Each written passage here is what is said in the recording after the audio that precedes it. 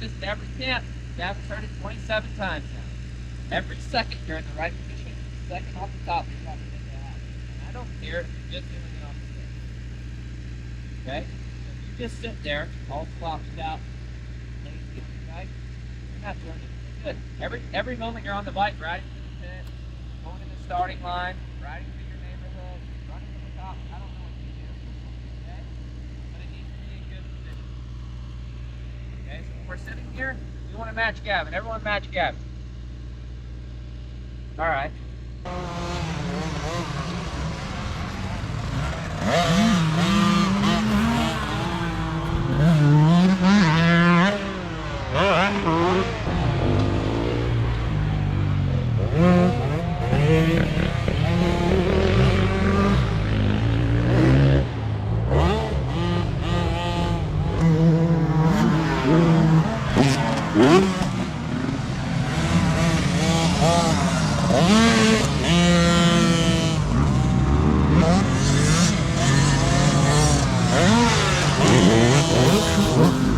Zone 1 for me. All the way up. There you go. Everyone scoot up there. Tell me what it feels like. Tell me what your bike does on the stand. Did it rock forward? Yeah. So that means we're putting more weight where? So we're basically compressing the suspension, which makes the bike do what? Longer. Turn tighter, right? It's shorter. So if if the tire's coming up with a rake, right, with an angle, it's coming closer to you. Okay, so when we want our bike to turn tighter? Inside. Tight corners, right? Specifically tight ruts. If you weight the front end too much in a flat rut or flat corner, it's gonna probably understeer on you and push out, right? So we want to kind of be in zone 2. So scoot back to zone 2, which is about a little further forward. Every bike's gonna have a little nuance there. What I like to think about is where the seat back meets the front. Right? We all have a little bit of angle on our seat, and so you want to scoot up just until you start the Yamaha. It's pretty flat, but just until you feel like that seat's starting to rise. We call that the pocket of the seat, or zone 2. Can anyone guess what the bike does when you sit in zone 2? Neutral position. Neutral, there you go. So the suspension is weighted neutrally, right? So we're weighting both at the same time. It likes to steer in most of the corners. If you can only think about one, this is the one you want. 100% of the time, okay? If you can think about moving around, based on the track conditions, then you can do that.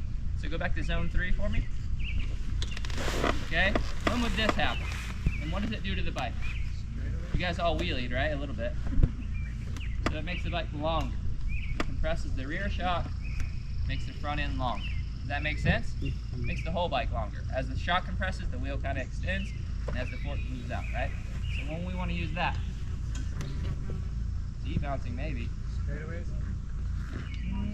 No, not necessarily straightaways, but closer. No, well, yeah, maybe concrete starts. Long, sweeping corners? There you go. Boom. More sand.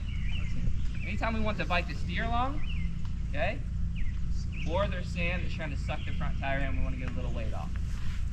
Okay?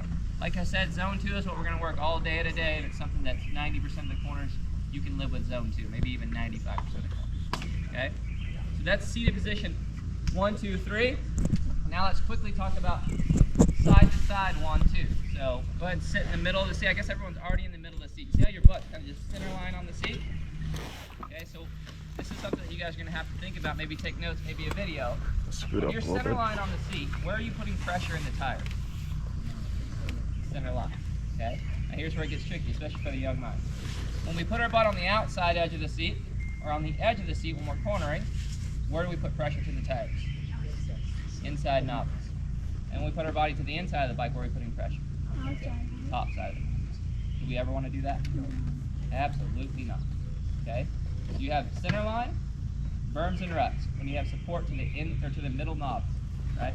So if you have a berm underneath you, you want to push weight into it, so you sit right down the center line of the bike. When there's a non-existent corner, or there's like just maybe even that top corner, you go outside that inside rut, it's just flat and slick. You want to get on top of the bike and try to push weight down to the inside. And we'll work that in our drills a little bit, but just so you know and you can take notes on it, and you can start to apply that, because if you sit center line in a slick corner compared to outside edge, it's light years difference in traction.